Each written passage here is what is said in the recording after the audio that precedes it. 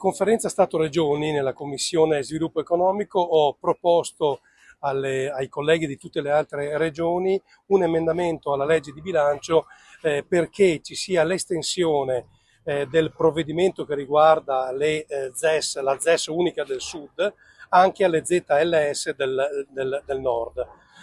Questo perché sono stati destinati per la ZES unica del Sud 1,8 miliardi e 0 euro invece per le ZLS del Nord. Abbiamo chiesto appunto questo emendamento e è stato condiviso e votato all'unanimità da tutte le regioni, comprese le regioni del Sud.